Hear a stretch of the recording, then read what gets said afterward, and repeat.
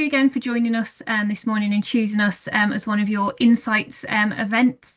We're here today to talk about culture change in HMPPS and where to start. So quick introductions. My name's Emma Dunkley. I'm the Head of Operational Support for the Behaviour, Intervention and Practical Support team, which is quite a mouthful. So when we refer to BIPS throughout this, we are talking about behaviour interventions and practical support. And then Rachel, I'll hand over to you for intro, then I'll do a bit of housekeeping.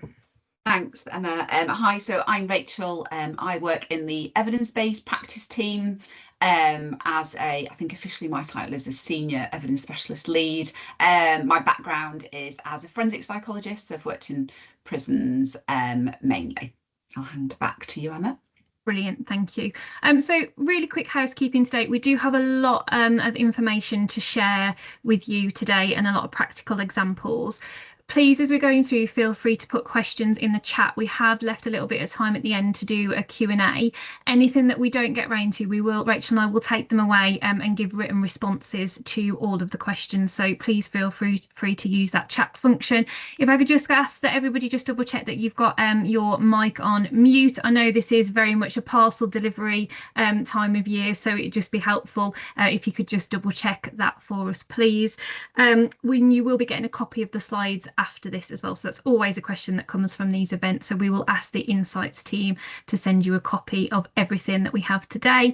When we are talking about particular evidence summary, evidence bites today, these are all also attached to the end of the slide, so please don't worry, you will get links to everything that we're talking about today as well. So Rachel, if you're happy, let's kick it off. That's great. Yeah, thanks, Emma. Yes, as Emma said, thank you so much for coming along. And so hopefully this is what you're expecting, but we're going to be talking to you about what we know from the evidence makes a good culture, the impact of our culture on our organisation and our staff and the people in our care, and also how we go about approaching the kind of really tricky work of developing our culture. And Emma's going to talk through how BIPS is applying some of this in their work through outlining some kind of practical examples of this work with the front line. But just as a bit of a kind of intro as to who we are then. So as I said, I work in the evidence-based practice team. So we are a national team and we support all parts of our service. And our aim is to bring the best available empirical evidence to colleagues to support and develop practice, strategic planning and policy. And I guess in this way, we're kind of hoping and aim to contribute to the design and delivery of high quality services which reflect the goals of our organisation, but also the interests and values and needs of the people that we work with. So we do this by translating, disseminating research, kind of addressing priority evidence gaps, which I guess some of this work kind of represents that, and then also working kind of collaboratively with colleagues to try and integrate evidence into policy strategy, but in particular into frontline practice. And I'll hand over to Emma. Fab, thank you. So when Rachel and the EBPT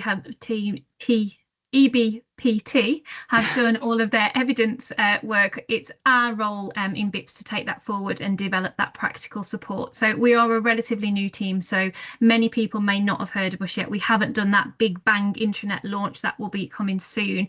But our role is to make sure that we offer that really proactive support to the front line. So we've learned over the years and feedback from the front line is that we know there are headquarters teams that go into a site, into an office, into a region to address a problem.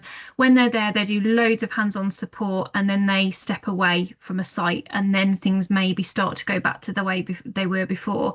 We really focus on empowering the front line. So we offer that practical support that's evidence informed, but it's not a one size fits all. So all of the intervention that we develop is bespoke to the issue or the problem that's been identified in a site, and we work with the site to upskill them to start to solve those problems or address those problems in a way that works for them, that's really owned at a local level. So everything that we do is different, and that's why we thought it was really helpful to bring the evidence to life today and give you some practical examples of what we do. Right. Okay, so before we start then, I guess it's probably worth reflecting a little bit on what we mean by culture, but also some of the challenges and difficulties of working in this area. So I guess to start off with though, most people here will have had experiences of working within different cultures. So whether that be in working in different organisations or maybe kind of working in different prisons or probation regions or different teams. I think, you know, if I reflect on my own career, I certainly have. I remember very clearly when I moved from working for the first prison that I worked in, which was at the time described as a high performing prison, to a different prison. And I'll, you know, avoid naming names. I just was really, really surprised at just how different it was. I expected, probably slightly naively, that fundamentally, yes, working with a different population would be different, but the kind of, you know, how it felt to work there would feel very, very similar. And I quite quickly learned that it definitely wasn't. And I guess linked to that then, I'm sure that we've probably all had experiences of the impact that that different culture has had on us as individuals, on our colleagues and the people, you know, the staff that we work with, but also on the people that we work with as well. However, culture does remain a really difficult concept to define. I guess generally our culture is, you know, the way that we do things, how we engage and work with each other, the stories that we tell, and what becomes the kind of a normal and accepted ways of just getting things done.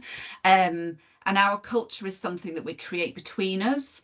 So we all have a responsibility for it, but it is also something that can change over time as people change. But we also know, as I said, that our culture impacts on everyone. So as us as individuals, people that we work and the people that we work with.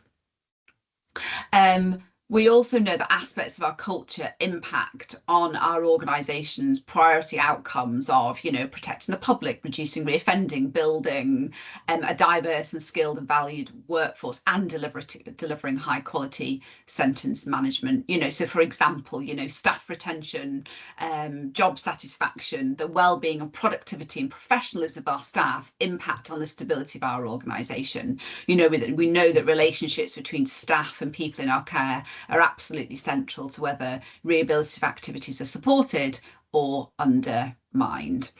And we also know, I guess, in HMPPS that our senior leaders are prioritising professional standards and behaviours with the creation of the new professional standards and behaviour group as well. Okay, but I guess despite this, we know that culture development work is tricky, and I'm going to kind of come back to that in a moment. Okay, so despite all of that, you know, there's a lot we don't yet know about culture, including the culture in our organisation. We don't have this kind of perfect evidence base, and we don't have, you know, a roadmap for how to maintain it when it's positive or what works best to change or improve it. And we also don't, you know, what all of the important aspects of it are.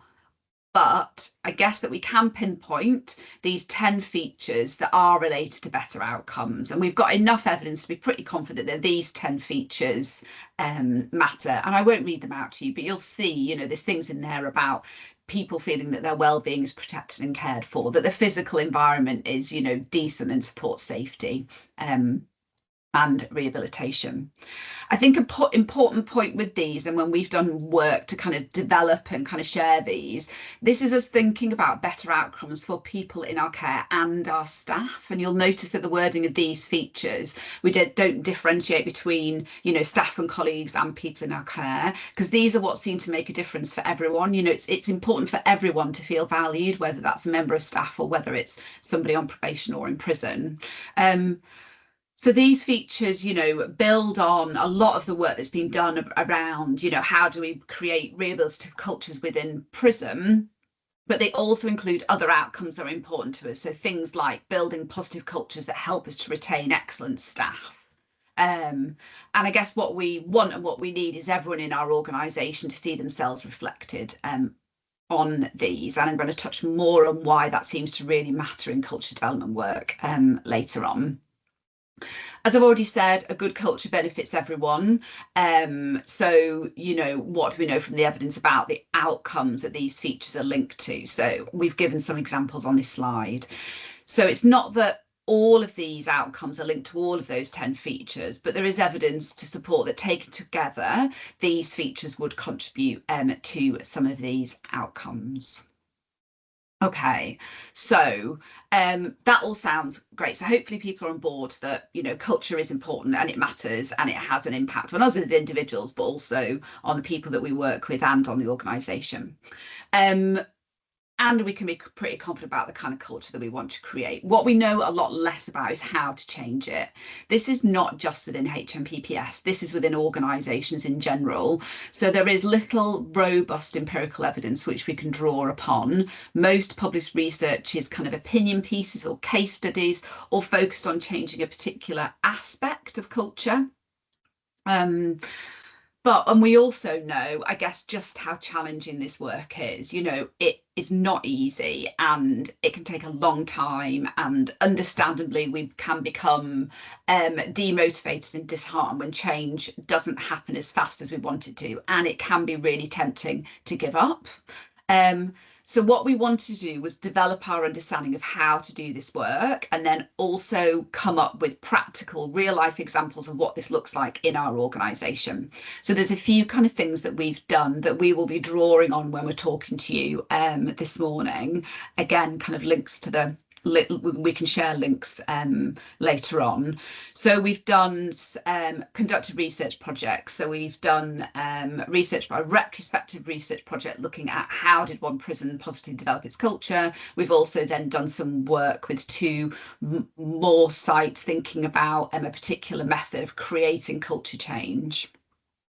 We've also spoken to colleagues, you know, we've tried to kind of, you know, we've gathered feedback from people, and then we've also just looked at the wider evidence base on how do you do organisational change, but also what do we know from the evidence base on how people change as well. And we've brought all of this together into a number of evidence-informed tips for how to do culture change and development work. So these tips are about pulling all of that learning and evidence into one place, you know, rather than asking people to look at multiple sources of information. We've also done some work to develop two companion documents which outline real life examples of this work in practice. So we've done one for prisons and probation and then one for YCS as well. So what we're going to kind of focus on really this morning is going through these tips and giving you some examples of what this might look like in practice. There is some inevitable crossover in these. There also isn't necessarily an order to them. So even though they're numbered, I wouldn't want people to think that you've got to work through them in order.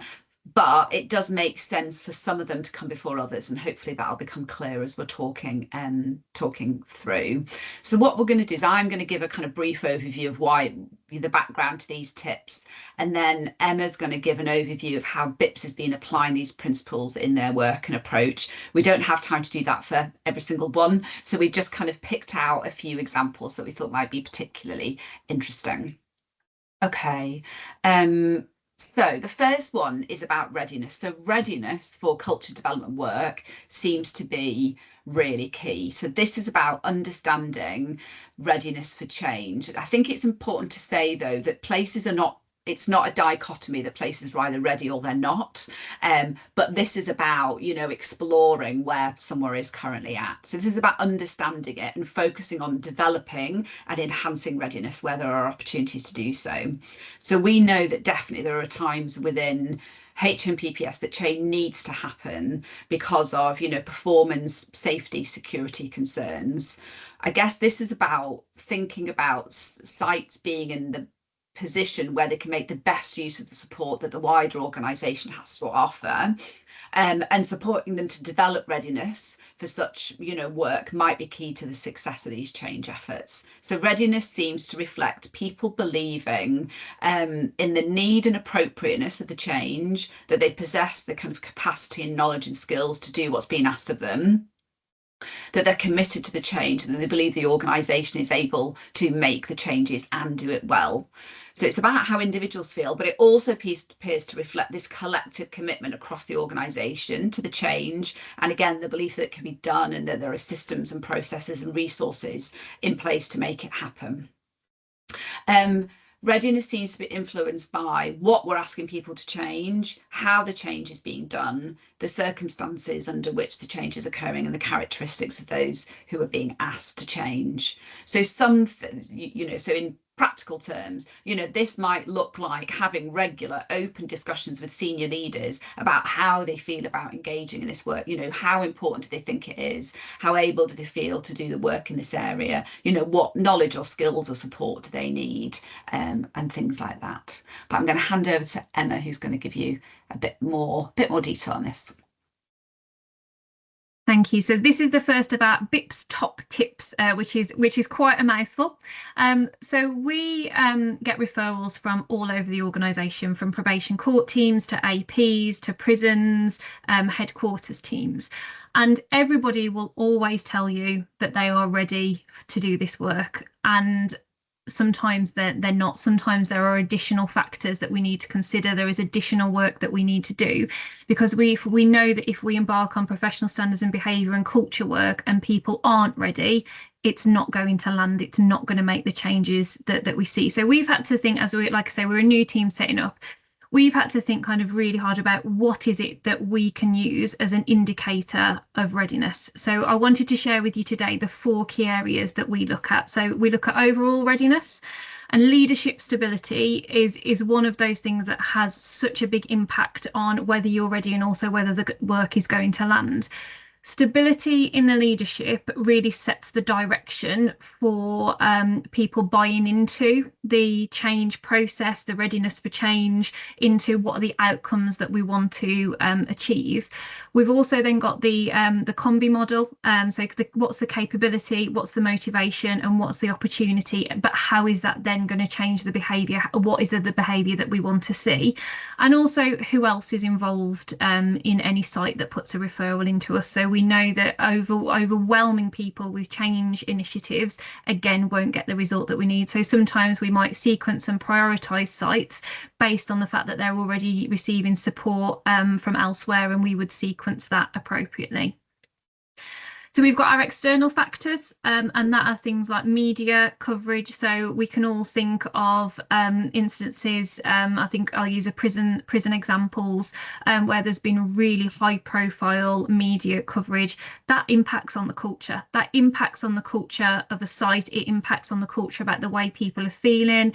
They're talking about the kind of the media coverage in work. They're going home and they're getting questions from families. And we know that if we were going to start some culture improvement work in a site like that, we need to address the immediate concerns and the emotions that people are feeling in relation to the media coverage and what's going on. External scrutiny, again, kind of external reports, high profile professional standards cases, and employment tribunals that a lot of the time also make the paper as well when they're the really high profile hard hit ones. So external factors are a huge part in terms of readiness. Then we have the workforce. So we call this workforce health.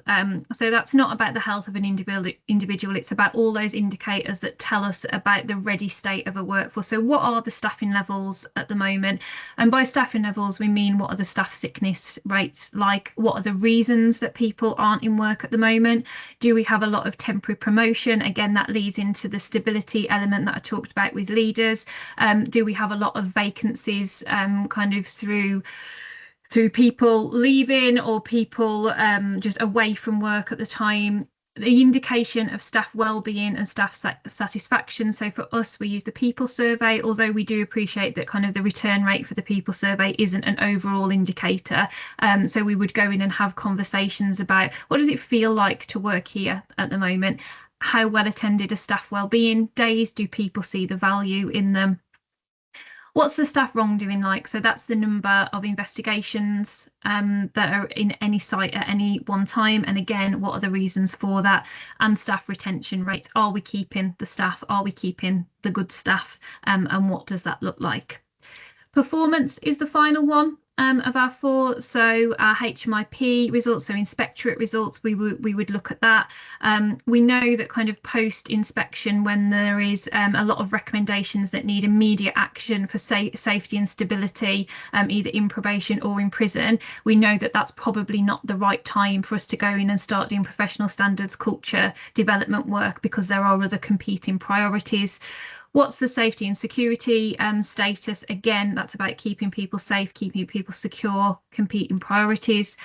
Are there any internal audits and assurance? And if there are, when did they last happen? And what does that tell us? And what do the national performance ratings say for a site? So there are times when, so I think I'll use a UN as an example for this one. There are times when the readiness factors may indicate that somewhere isn't ready. And what we don't do is we don't just say, oh, sorry, we'll kind of do a little bit of work and come back later down the line. In a UN example, when there is a lot going on at a site, there are a lot of competing priorities, there is still a space for that culture improvement work, because we know from HMIP the impact that that can have on a site, and it links into all of the factors that you can see here. So there are times when we may not reach gold standard of readiness, but we will go into support, but thought it was quite helpful in kind of in your work if you wanted to have a look at anything that we do for readiness. Those are the four areas that we look at. Fab. Thanks, Emma.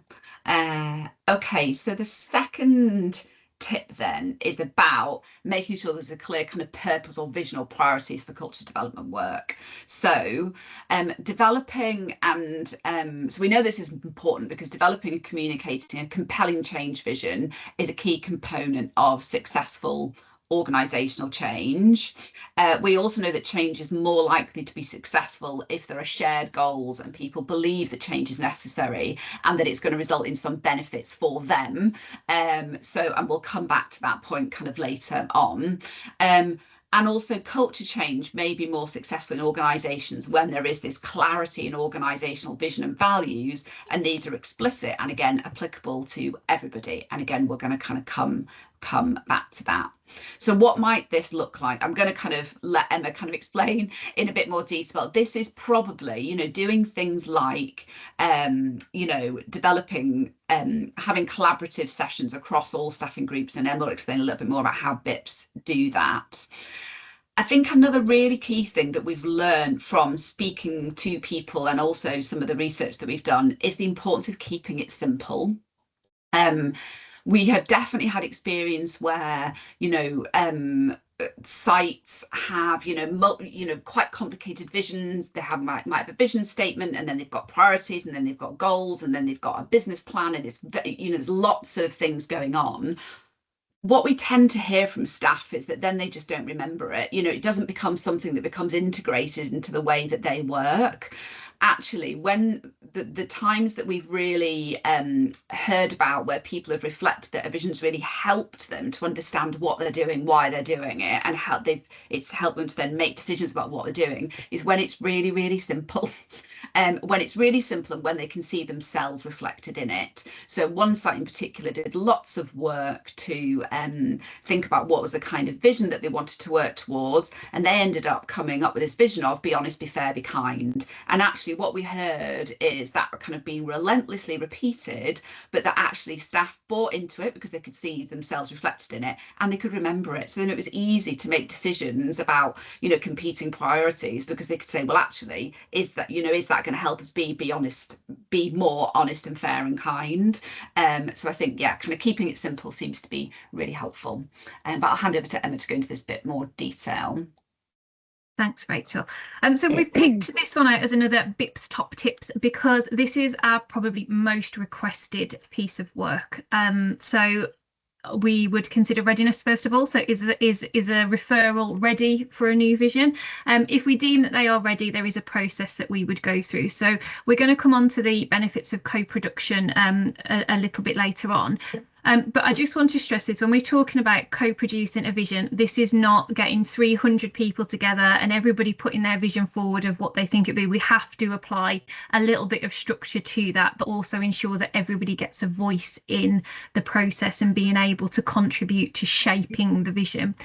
So the first step is always understand why the vision needs to be reviewed. What we see happen in some of our, what we see that happens in some of our referrals is a new leader will come in and want to make a stamp on the place that they're working in, and I want a new vision. So the first question that we ask is, does the vision need to be changed? So this about kind of a change in leadership and putting a new vision in a place, or is it something that actually the place needs a new vision? And they are two very different things. So we always start with consideration of why the vision needs to be reviewed. If it does, we will then progress. If it doesn't, we will then do some work about maybe recommunicating that vision and understanding what is it that people like about the current vision and why it's landing well. So if it does need to be reviewed, we engage with leaders. So senior leaders, they are your driving force behind the vision. If your senior leaders don't buy into the vision, then it's not going to land, because they're the people that are going to be promoting it amongst the staffing group. So for your senior leaders, what vision do they feel what vision do they feel that they can believe in and they can promote? And then often we ask for suggestions at this point. We will then do a consultation with middle managers. Is everybody on the same page? As what the senior leaders told us, is that an accurate reflection of what's going on and where the vision needs to be? Usually at this point, we have another number of vision proposals that have been developed by the leader, the senior leaders, and then the middle managers. And then we'll go out and do a wider staff consultation group. And I know that Rachel and I have been in, I think in a couple of days, I think we spoke to probably about 250 staff and prisoners in a particular site to make sure that we've got that really rich information about why is the vision important, what does that look like, what have we missed. So we call those vision proposals, and we usually end up with probably about 6 or 7 vision proposals, all very different. And then as we go through the process, we reduce them down, we adapt the language, we make sure it's relevant to the site. Once we have got that down to kind of 2 or 3, we offer every single colleague, if it's in a prisoner setting or if it's in a probation setting or an AP, we would give everybody that kind of lives in the area or who uses the service the chance to contribute. And that can be done in a number of ways, through discussion. We can do it online, we can do it through forms, but we just make sure that everybody's got the chance to have their voice. Can I just ask everybody just double check that they're on mute, please? I can hear a little bit of background noise. Thank you. Whilst this is going on, we also agree a communication approach. So which vision has been selected and why, that is so important, and it links back to procedural justice. Why is it the vision that's been chosen? Why is it appropriate to an establishment? How do we feel that this could make a difference? What have people said? But more importantly, why weren't the other visions selected? That is just as important as the landing one.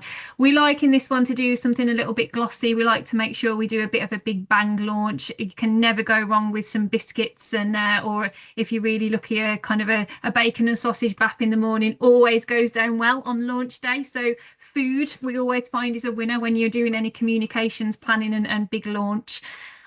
When you get to the point that the vision has landed, has been live for a little while, it's about reviewing it and reviewing it again and reviewing it again. So make sure it's consistent in your language. So business as usual, how are you going to build that into meetings? How are you going to make it something that's really familiar and memorable? So is there an agenda item that can be put onto most meetings to say, right, the work that we've done today, how does that align to that vision? It's about keeping it real and keeping it relevant. So that's a very quick kind of whistle stop tour of how we would approach vision development. It's much, I've made that sound very simple on the screen. There is so much more to it. At the end of this presentation, our link, our email is in one of the links. So please feel free, if anybody would like support with this work, we can talk it through in a little bit more detail, but just wanted to give you the high level bits there. Thanks, Rachel. Great. Thank you. Okay, so the third tip is about making sure that different people and teams, both internal to the site and external, I guess you have some kind of interest or responsibility for culture and culture development work effectively together. So I mentioned one of the pieces of research, which was a case study research. We saw that really working really well there. So that was a prison, and they had experienced significant performance issues, and they were getting a lot of of support from various teams. But what we saw is them doing lots of work early on to really think about how could they effectively work together. It was also those external teams were coming in very much with the remit of, we are here to support the prison to do what they think is needed, rather than coming in and telling the prison what they needed to do. But we also saw examples of internal teams working more collaboratively and collectively together to resolve issues that they were experiencing. I guess this kind of, and this will be a bit of a theme that you hear me say a number of times, any culture development needs to be driven and owned by those within it. So absolutely, external teams or external people can provide some really, really helpful support, but it has to be kind of owned and driven by the people kind of living and working there. Okay, so the next one then is about ensuring or developing competence in those who are really critical to the success of these change efforts. We know that middle managers are really key to the success of our culture development efforts. So what we need to be doing is maximising that potential by engaging with them, offering them opportunities for development, and also collaborating with them. This is also about middle and senior leaders having, as Emma also mentioned, that having the capability, opportunity and motivation to do this really challenging work. We need to be upfront that this is not easy, that this is difficult, but providing them with those kind of, opportunities to really think about how we can support them. So what might this look like then? So, we have a tendency in our organisation to move people around quite a lot. But actually, if we're trying to do some culture development work, some consistency in leadership can be really, really helpful, and at least until, staff are on board or are actively, involved in upholding that kind of vision and culture that we want to create. There's also then some other things, thinking about, what is the culture that we want to create, in recruiting middle and senior leaders who understand and are committed to that organizational, that vision that we've created, and who are ready to kind of start doing some of this work, maybe kind of doing some, investment in leaders to help them to understand why this matters and how they can kind of get involved. Rachel, can I just very quickly jump in there, just with of course. something that we've seen quite a lot over the past few months. So people assume that because somebody's job title might cover the kind of the culture development professional standards, that they are the best person to kind of lead on this. Sometimes they're not. So I think advice kind of from the BIPS side would be, if you are going to do some culture change work, have a look at who are the best people to do this, rather than just they're in that job so it naturally fits to that person, because but sometimes they're not. So just a little additional bit top tip there, Rachel. Thank you. Happy for any additional ones. Okay, so the next one then, and you'll see why these aren't necessarily in a kind of logical order. So we can't begin any culture development activities until we understand what the issues are, but also understanding and taking the time to also identify the areas of good practice. So when we did our case study research, we asked everybody involved in that, if you were going to give 3 tips to somewhere else that was trying to develop their culture, what would be the 3 things that you would advise them to do? And the absolutely top one that we heard about was listen. Make sure that you listen to people, utilize opportunities to really understand what they think is going on, what they think the issues are, what they think the things that are going well are, and also what actions do they think need to be taken in order to kind of positively develop the culture.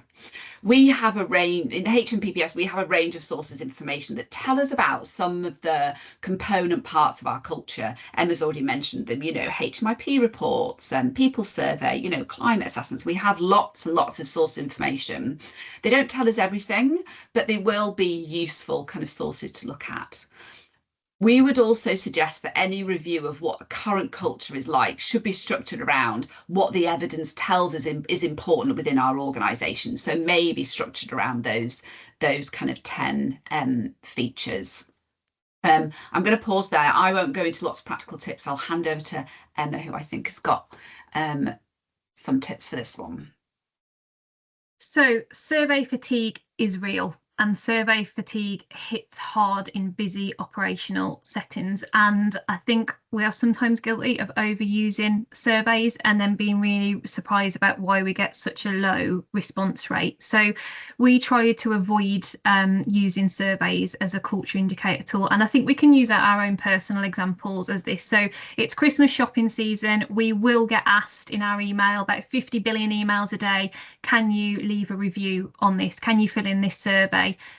9 times out of 10, we're not going to do it. We might do it if we've had a really poor product arrive, and we might do it if we've had a really exceptional product arrive. But if it's just a normal kind of something that we're going to use on a day to day, we wouldn't necessarily take the time to go in online and give feedback to a company that have asked for that. If they said, here's a cheeky little tenner, we're going to drop into your bank for doing it, there's a chance you might do it. So unless for surveys there's something in it for us, usually we don't participate, and we see that pattern.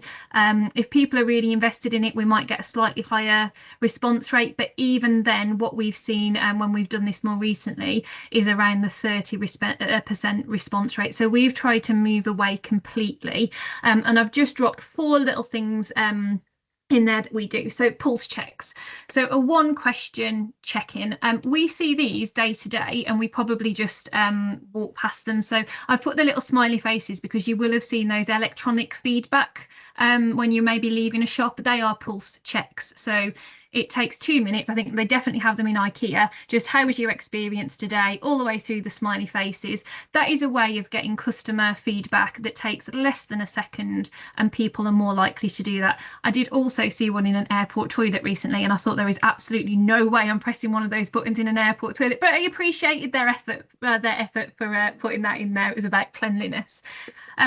So although we don't have kind of unlimited resource to have one of these in kind of every department and when we're leaving work, it is something to think about. How do you ask that 1 question? What would that 1 question be that you would get a really short response but would give you an indicator of whatever you were trying to find out?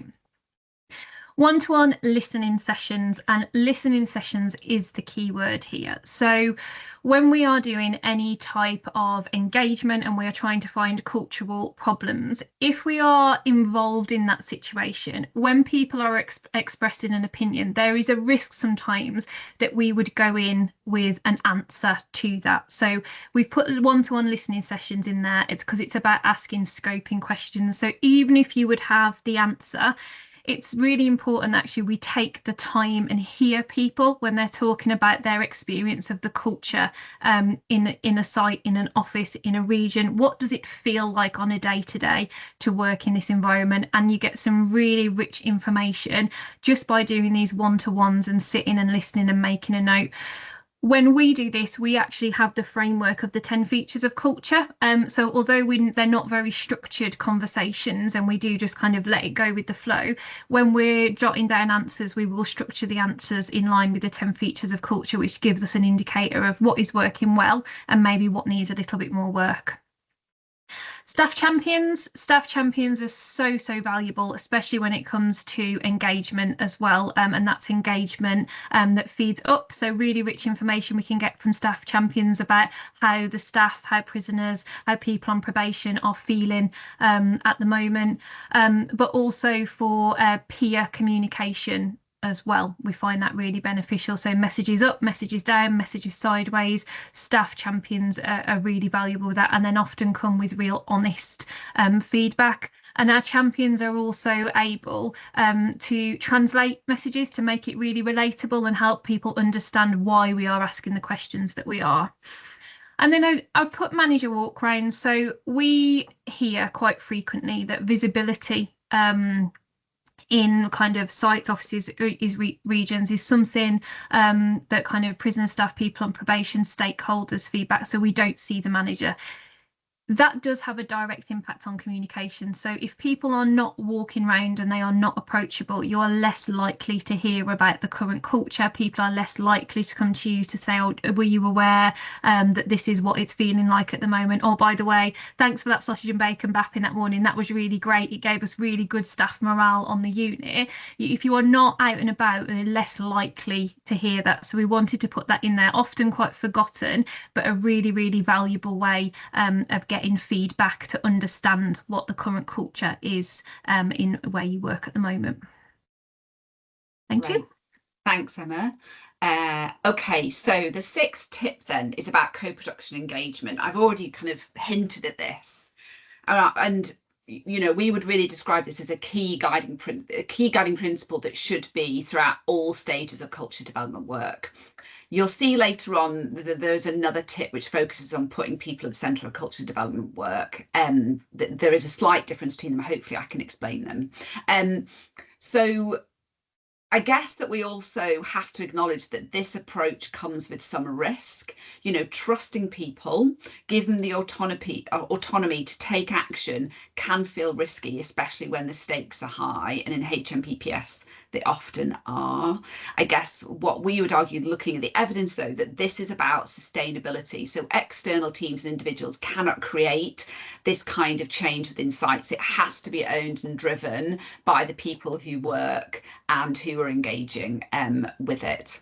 So some research that we've done is look to explore the use of a methodology called participatory action research, whether that is a methodology that could be used to help to create the kind of momentum for culture development work within sites. This is so in the work that we did, we worked with 2 different prisons and worked with a group of staff and a group of people living there, so a group of staff and prisoners, to, you know, regularly over kind of it was about 18 months to 2-year period, regularly exploring with them what the current culture was like, you know, getting them to make decisions about what were the actions they needed to take, supporting them to put those actions in place and then reflect on them. I can share kind of links to that, and I've put a link to that research in the slide. Utilising those kind of ways of working seems to kind of really help to put people at the centre of the process. But like I say, this comes with some risk, and we need to kind of trust people to do some of this work themselves. And I guess for our senior leaders, that's about trusting and providing people with the autonomy in their position to go, you know, to kind of go out, to go out and do some of this work. Okay, so the next tip then is about evidence-based practice. So you could kind of say, well, Rachel, of course, you're going to say this, you work in the evidence-based practice team.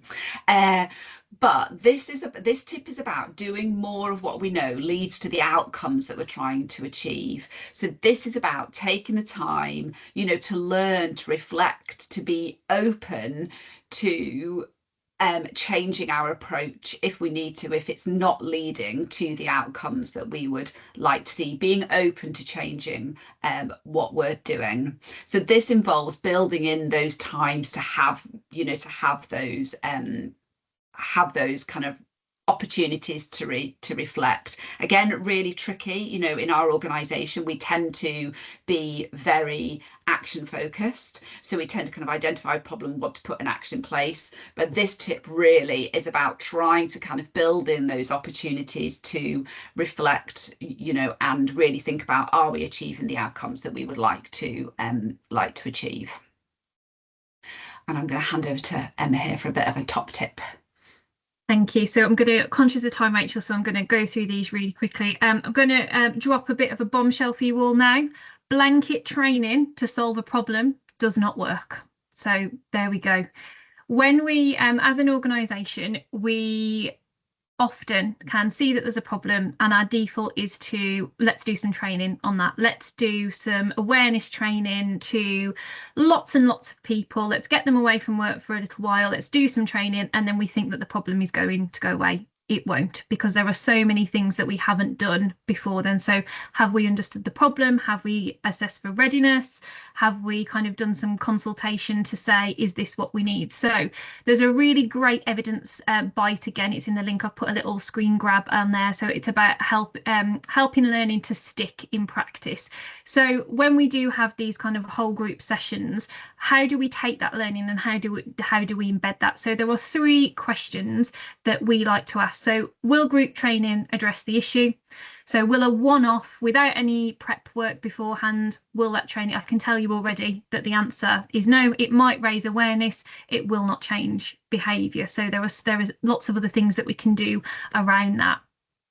Will people understand the benefit in this training. So we all have mandatory online training. We leave it and we leave it and we leave it until we get a little bit of a reminder to say you must do this training.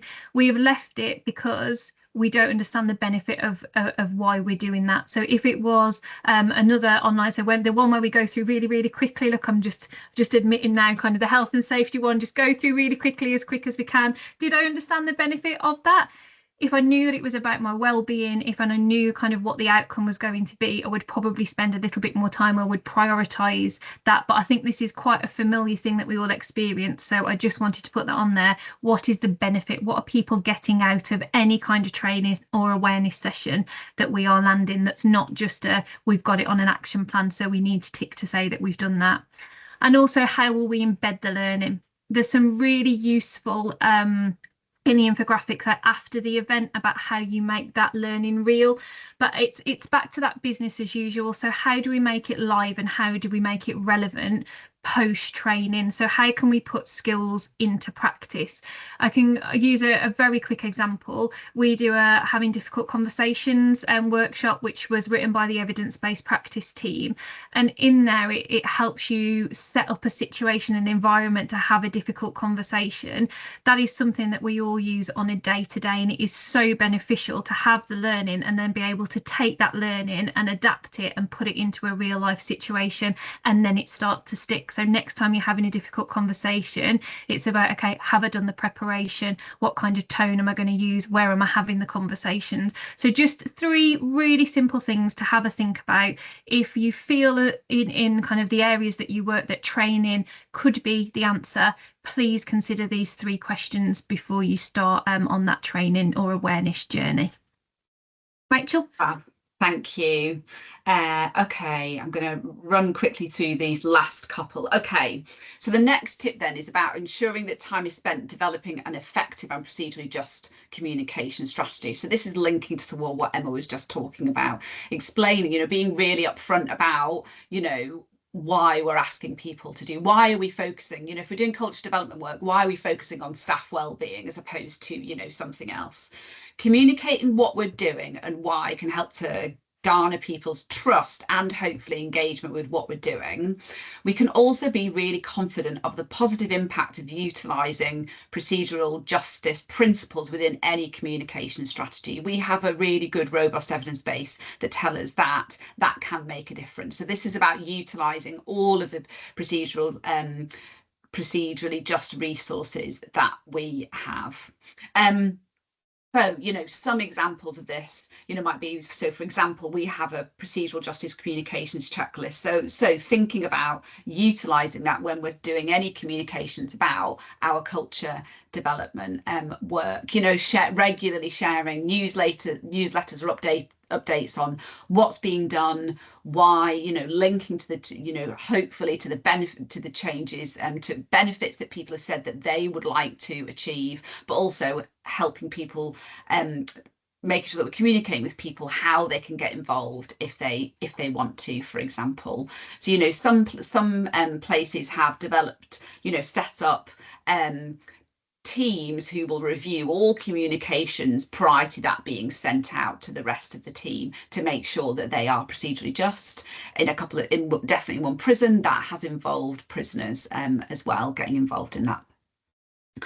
Okay, so as an organisation, I've already mentioned this, we tend to be incredibly task focused. We have this massive action bias within our organisation. We just kind of, do something and then we move on to the next thing in our inevitable, endless list of things to do. This tip is about recognising and noticing when actions are leading to the outcomes that we want them to, so that you can, share them and really embed them before moving on to that next thing on the list of things to do. I guess this is about, ensuring that any changes that we're kind of working towards are more likely, to be sustained. So this might be things like, if staff have been working in one area to support or implement, something, maybe seeing if they could then just shift over and work to kind of then embed that within another area, doing things like utilising reward and recognition to celebrate work that fits with the vision that we're trying to create, and, other examples as well. Okay, the final tip then does relate to that previous one about putting people at the centre, but with a slightly different focus. Because what seems to really matter and engage people in culture development work is when they feel and can see themselves reflected in the kind of goals and vision of the culture development work. If they feel that it relates to them and what's important to them, they're more likely to get on board with it. So you've already heard some examples that Emma kind of talked about, including people in the development of your vision, but really focusing on how do we want to treat each other and how do we want to treat the people that we work with, giving people the time, if we're saying that staff well-being, for example, is really important to us, making sure that we're then actively, actively and regularly demonstrating that we care about people. Otherwise, we're just completely undermining the vision that we're trying to create. This kind of focus on supporting and caring about people's well-being, caring about people's individual kind of aspirations seems to kind of really help to engage people in culture development work. Okay, just finally then, so we know that culture change is not easy and absolutely can take a long time. We've already reflected on, people can become demotivated and really disheartened when change doesn't happen fast, and these are some things that we would kind of talk to people about and say, take the time to spot and notice things that are going well, celebrate them, share them. For some places, that's all they can do. And if that's all you can do, absolutely still do that. That is still really valuable. Absolutely do not try and do everything at once. We all, know that there are multiple action plans and various things. Do not try and do too much. Just pick a few things to focus on based on what you've heard from people and just do these well. Rosie Travers, who used to be head of our team, talks about the things which cause the most friction for people. And I really like that as a way to kind of, focus on those things that cause the most friction. Take time to review how things are going and being open to change if necessary. I've already mentioned some of the kind of practical examples, which again, internal people can have access to. Okay. And I think we're up to questions, Emma. We are. We've wanted to leave ourselves 10 minutes. We've left 9 minutes for questions. Nearly. So not doing too bad. So we've got a question from Dia. So what is your top tip to reduce fear and provide not only reassurance to change, but ideally empowerment, ownership and excitement? So from a BIPS top tip, I would say start small and build trust. So people have to trust in the process, particularly when we're talking about culture change. So when we're talking about some of the features, to tackle all of the features all at once or to tackle one feature that's having a significant impact on culture that might take some time doesn't build trust very quickly. So I would have a look at the components. I would break kind of culture change down into a component. So what is a really quick win that people can start to go, oh, okay, they did listen to us and they did do that. So I might then start talking about something else. And before you know it, you've created that kind of momentum to start that change. So that would be my top tip would be start small, build trust, get the right people to be able to communicate that message, and it definitely builds that excitement, and food as well to build excitement. Like I say, always about the food. Cheeky little packet of biscuits, sorted. But Yeah. Rachel, from an evidence point of view?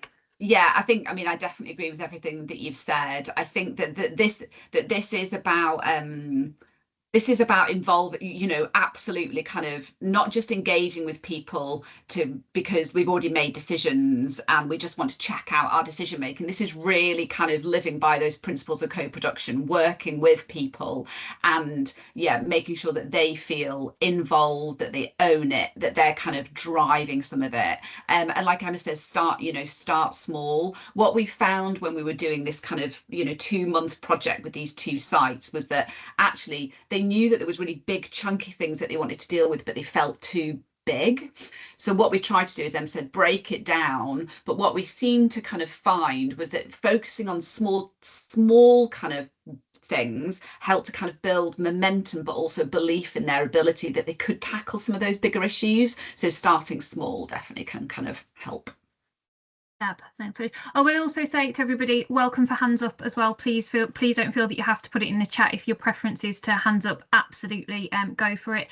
So Connor, yes, the slides will be shared after the call. We will get those out. They will come through the Insights team rather through Rachel and I.